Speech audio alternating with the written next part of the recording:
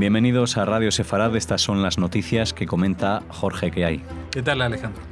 Vamos con los titulares del día de hoy. Netanyahu viajará a principios de junio para entrevistarse con Merkel y Macron sobre el acuerdo con Irán. Pese a los anuncios previos, Abbas no abandonará el hospital de Ramallah, donde está ingresado desde hace una semana. Mueren 4 soldados rusos en un ataque masivo de rebeldes contra un cuartel en el noreste de Siria. Israel inicia la construcción de una barrera submarina en el límite con Gaza para impedir infiltraciones de submarinistas de Hamás como en 2014. Estos son los asuntos de este día de hoy. Volveremos a la agenda cultural después de estas noticias con Raquel. Primero, les hablamos ahora del primer ministro israelí, Benjamin Netanyahu, que viajará a Europa del 4 al 6 de junio, donde se espera aborde el asunto iraní con la canciller de Alemania, Angela Merkel, y el presidente de Francia, Emmanuel Macron. Netanyahu tratará con ambos mandatarios europeos la situación tras la retirada de Estados Unidos del acuerdo nuclear firmado en 2015 entre Teherán y el grupo 5+1, Estados Unidos, entonces bajo la presidencia de Barack Obama, Rusia, China, Francia, el Reino Unido y Alemania. La Unión Europea insiste en mantener el pacto multilateral y trabaja en una propuesta para garantizar los lazos comerciales de sus empresas con la República Islámica en el marco del acuerdo. Para Netanyahu, el régimen de Teherán es el principal elemento que socava la estabilidad en Oriente Medio, dijo. Advirtió de que la campaña contra su agresión no ha terminado y dijo que Israel actúa en 3 frentes: contra el establecimiento de la presencia militar iraní en Siria, la transferencia de armamento desde Siria a Líbano y la fabricación de armas en Líbano. Bueno, esto es el viaje que prepara Netanyahu la semana que viene, como supongo yo, para ahondar en la ofensiva diplomática que le ha surtido buen efecto por la sintonía con el gobierno de Estados Unidos, que se retiró finalmente, tal como había dicho y como había prometido, del acuerdo con Irán.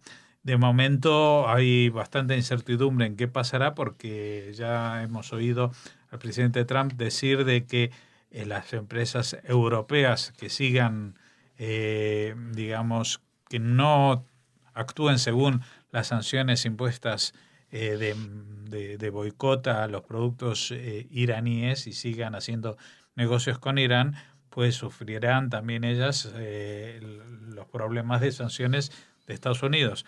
Y habíamos anunciado incluso que alguna compañía como British Petroleum había ya tomado una iniciativa al respecto.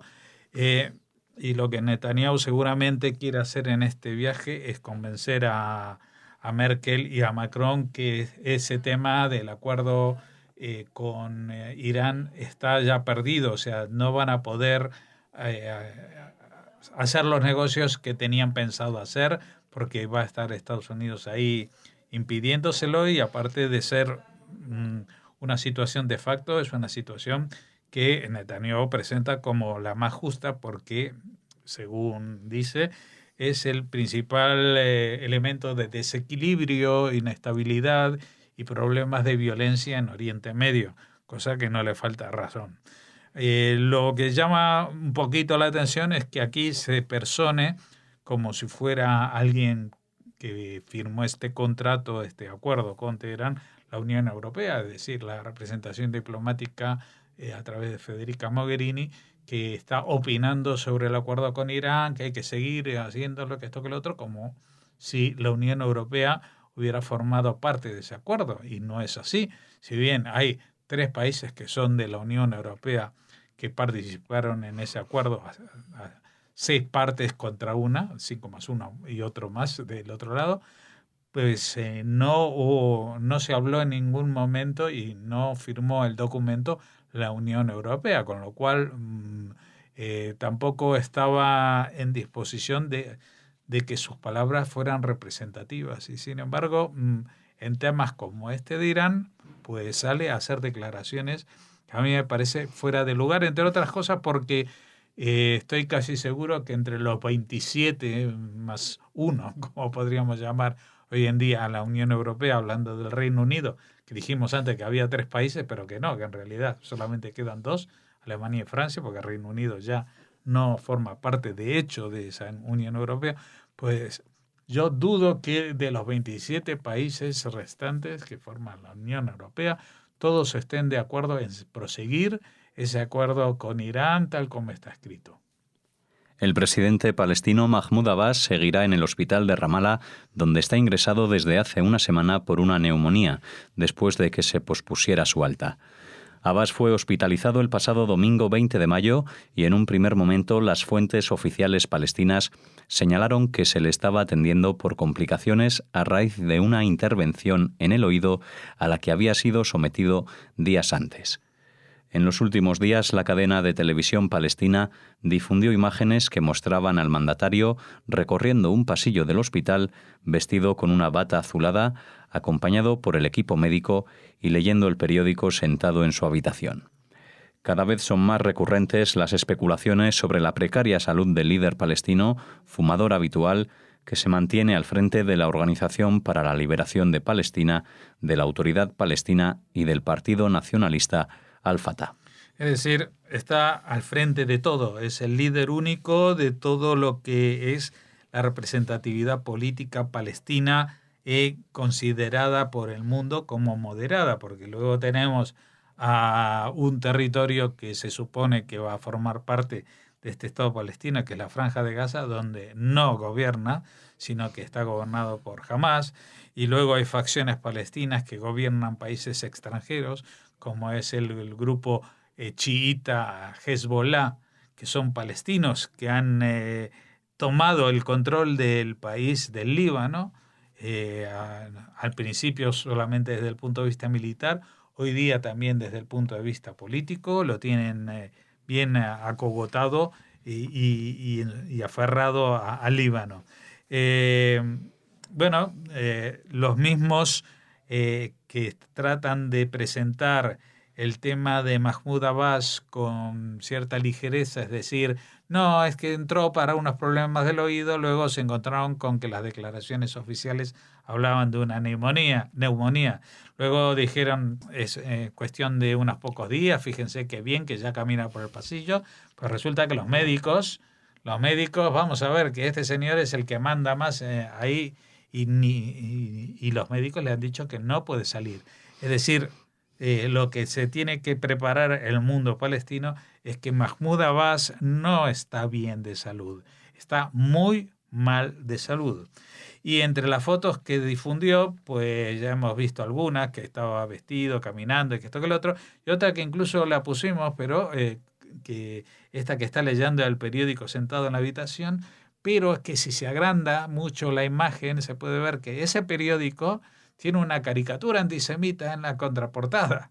Y eso es lo que se mostraba también para los lectores o los televidentes que vieran esa imagen. O sea que no solamente que está diciendo estoy vivo todavía, sino que sigo odiando a los judíos. El Ministerio de Defensa de Rusia informó que 4 militares rusos murieron en un ataque nocturno en el noreste de Siria por parte de un nutrido grupo contra el cual soldados sirios y rusos consiguieron abatir a 43 y destruir 6 de los vehículos militares equipados con armamento pesado que utilizaron. O sea, este es un ataque seguramente, aunque es muy difícil saber lo que pasa dentro de Siria porque no hay informadores directos, ¿no? Pero al parecer estos son fuerzas, yo creo que son más de la oposición que de los grupos rebeldes, o sea, de los grupos rebeldes más que de los grupos terroristas tipo Daesh, aunque puedo equivocarme porque no tengo la información. Y creo que es una respuesta a la utilización de gas contra la población civil, de la cual hablamos tanto el mes pasado y hoy en día ya nadie habla. Esto es lo más normal del mundo, así pasan las cosas y luego se olvidan. ¿Por qué digo esto? Porque fíjate que las fuerzas de sirias y rusas que estaban ahí defendiendo, no solamente sufrieron la baja de 4 militares rusos, no informan cuántos militares sirios, porque este es un comunicado simplemente de los rusos, ¿no? Dice, murieron 4 militares rusos. Bueno, Si murieron 4 rusos, habrán muerto, yo calculo, varias decenas de soldados sirios, porque consiguieron abatir a 43 y destruir 6 vehículos militares equipados con armamento pesado. Es decir, no vinieron 4 tíos a disparar 4 balas. Vinieron toda una compañía de blindados a atacar un cuartel que está cerca de Damasco, en el noreste, y parece que el ataque hizo pupa, hizo mella, no solamente en las fuerzas sirias, sino también en las fuerzas rusas. Así que esto que hace unos meses parecía que ya se había acabado la guerra de Siria, que había acabado con los últimos reductos. ¿Por qué? Porque todo el mundo hablaba de Daesh, ¿sí? Estamos hablando del grupo ISIS, está prácticamente destruido. Todavía igual queda algún bolsón pequeño en Irak o en la propia Siria. También otros grupos similares como Al-Qaeda puede ser que hayan sido confinados y estén encerrados en pequeños bolsones, pero la oposición, que es el que empezó esta guerra civil, o sea, fueron aquellos herederos, entre comillas, del levantamiento de las primaveras árabes que quiso derrocar a la tiranía hereditaria de los el Assad.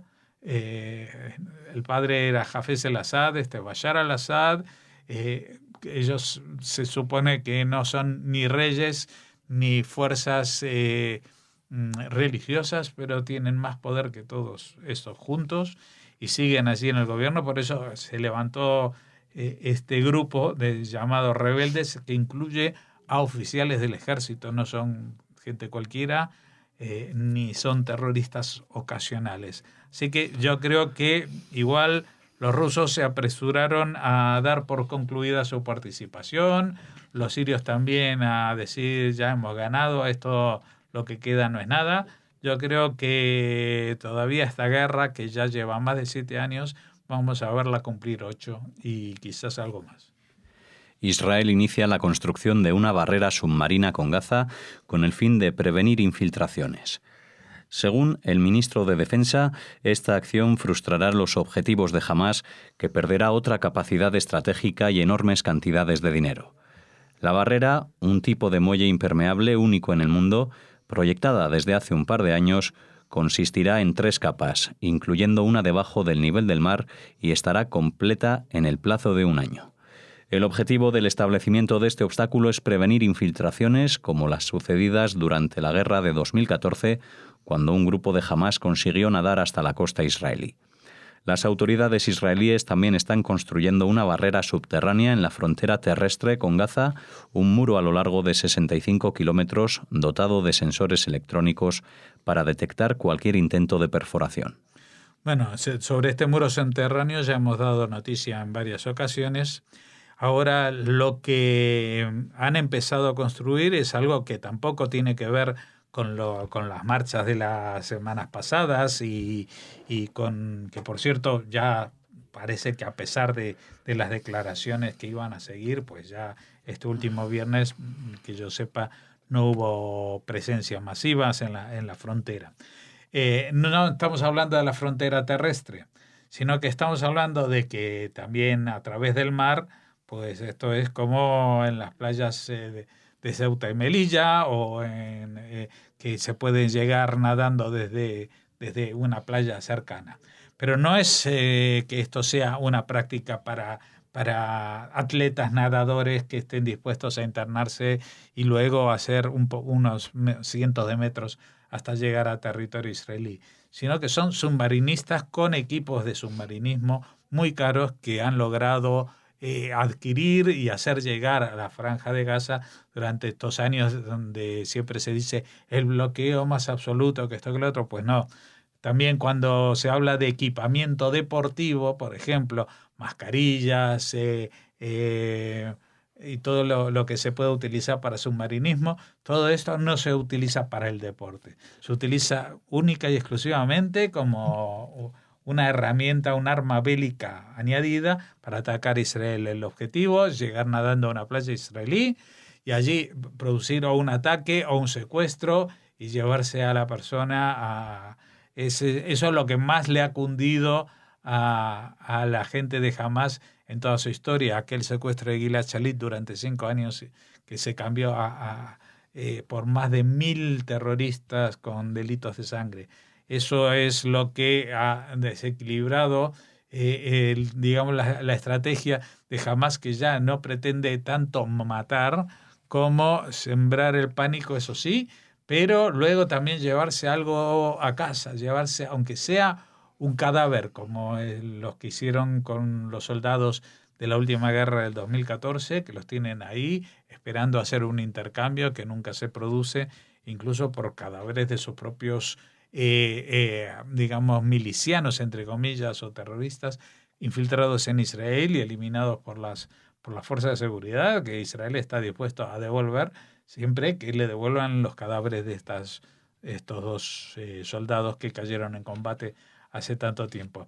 En cuanto al proyecto en sí, como señala la noticia, es algún tipo de barrera submarina. No tengo los datos para decir durante cuántos metros se interna en el mar, pero sí sabemos que no es solamente una serie de boyas con una red, sino que llega hasta el fondo marino para impedir justamente que por allí pasen los submarinistas. Es decir, que tiene una parte que se ve fuera, que es como una continuación de la valla fronteriza cuando llega al mar, pero otra parte que no se ve, que va por debajo, para evitar este tipo de infiltraciones con fines muy malignos. Pues con esta noticia finalizamos la primera parte de estas noticias de hoy aquí en Radio Sefarad, y ahora hacemos una pausa para regresar con la agenda cultural.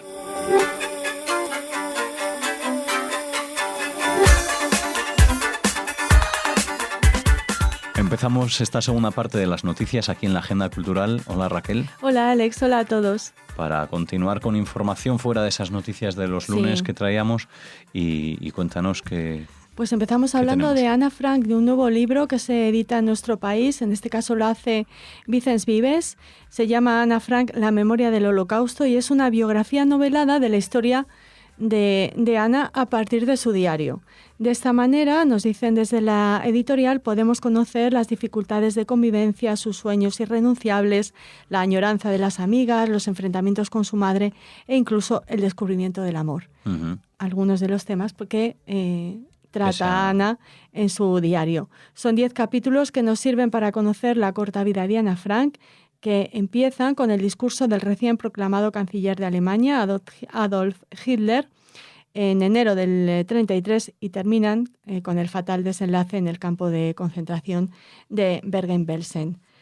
Les recomendamos este libro, hablaremos más en profundidad de él con los responsables de la editorial, y comentarles que además de esta biografía novelada, Ana Frank, la memoria del Holocausto, incorpora material complementario. Incluye un epílogo con información de los personajes principales, con datos biográficos y la relación que tuvieron con la propia Ana. Además de su familia, se conocerán en profundidad a los otros escondidos, las amigas de Ana o los empleados de Opetka, la empresa administrada por el padre de Ana Frank. Además, hay un apartado de actividades que recogen una serie de preguntas que permiten a los alumnos reflexionar sobre lo que han leído y entender la historia en toda su dimensión. Es un libro para todos, pero el epílogo está centrado en la pedagogía de la Shoah. Las preguntas se dividen en 4 áreas: en la Alemania nazi, el exilio en Ámsterdam, encerrados en la casa de atrás y en los campos de concentración. Pues es esa la primera noticia de esta agenda cultural. Abríamos con ella y ahora seguimos con fútbol. Veo ahí un 3-1, así que suena a final de Champions. A ver, estaba yo en mi casa después de ganar la 13ª, tan feliz, y pensé, ¿cómo podría hablar yo de la Champions? De alguna manera traer en la Radio Sefarad. Y desgraciadamente el jeque egipcio Khaled Al-Jundi me ha ayudado, porque se ha destapado con la siguiente declaración. Y es que si vieron el partido, a los pocos minutos de la primera parte, el futbolista más importante del Liverpool, el futbolista que se llama Mohamed Salah, que es egipcio, bueno, pues en una caída en un lance del juego, en un dispute del balón con Sergio Ramos, cayó al suelo con tan mala suerte que se lesionó en el hombro y aunque lo intentó no pudo seguir en el partido. Es la estrella de Liverpool y supuso, claro, un cambio en el transcurso de esta final de la Champions, que sin duda hubiéramos ganado igual los madridistas, pero que la lesión de Salah nos lo puso un poquito más fácil, por no hablar de la actuación del portero. Pero bueno, no hablemos de la final en sí, sino de estas declaraciones del jeque egipcio Khaled Al-Joundi, que ha asegurado eso, que la lesión del delantero Mohamed Salah no fue un hecho fortuito, sino una conspiración del lobby sionista. En uno de los programas de televisión del canal egipcio de DMC, el famoso jeque, que se confesó como uno de los seguidores de la teoría de la conspiración, acusó a Sergio Ramos, de practicar una llave de artes marciales a Salah. Es una conspiración contra alguien que ha cambiado la idea que la gente tiene sobre el Islam, aseguró Al-Joundi en su programa. Según el jeque, la acción de Ramos fue premeditada e intencionada para acabar con el jugador egipcio, a quien presentó como un ejemplo para los niños del país por sobresalir sobre el resto de la gente. Además, pidió a los televidentes que rezaran para proteger al delantero de la selección egipcia. Está en duda que pueda participar en el Mundial de Rusia del próximo mes, precisamente por esta lesión. Y las declaraciones del polémico jeque se produjeron en medio de una campaña de ira contra el defensa del Real Madrid en las redes sociales, principalmente en Egipto. Uh-huh. Se ha acusado a Ramos de que intencionadamente lesionó a Salah. Si ustedes ven las imágenes pueden apreciar que para nada, pero bueno, siempre estas conspiraciones no necesitan la verdad para manifestarse, ¿no? Bueno, yo no veía a Raquel por la redacción, así que estaba buscando este calzador perfecto, por eso no se le veía el pelo. Bueno, pues eso, que sepan que Sergio Ramos es un agente sionista y la lesión de Salah es una conspiración del lobby sionista. Lo dejamos ahí y pasamos. Vamos a ahora ver algo que al menos con una imagen se puede verificar a simple vista que Enrique Iglesias llenaba. Sí, ¿quieres dar Israel, el titular? ¿no? Pues mira, este titular dice que Enrique Iglesias da el concierto latino más multitudinario de Israel. Exactamente, así ha sido en Tel Aviv. Enrique Iglesias reunió a más de 50.000 devotos fans llegados de todo Israel. Cantó en inglés y en castellano en un espectáculo con baile, fuegos artificiales y palabras muy cariñosas para su público. Él ha hecho declaraciones diciendo que el público de Tel Aviv ha sido estupendo, se le ha podido ver haciéndose fotos con los fans y comentó: es la tercera vez que vengo a Israel, aunque es mi cuarto concierto en el país y el público aquí me trata increíble. No entiendo muy bien estas declaraciones. Porque dio 2 conciertos anteriores, perdón, sí. Dice que las noticias que provienen de Israel no le han afectado a la hora de decidir tocar aquí. Ha sido ajeno a las presiones del movimiento BDS y bueno, se ha manifestado feliz de poder disfrutar de una noche increíble en el Parque Ayarcón de Tel Aviv. Que comentarles que empezó el concierto diciendo Shalom Tel Aviv, alguien habla español, entonces claro, ya se despertó la euforia. ¿No? Se los metió en el bolsillo. y nada, conciertazo de Enrique Iglesias en Tel Aviv. Muy bien, pues con ese concierto de Enrique Iglesias nos despedimos de esta agenda cultural de hoy y volveremos ya mañana aquí en Radio Sefarad. Hasta mañana.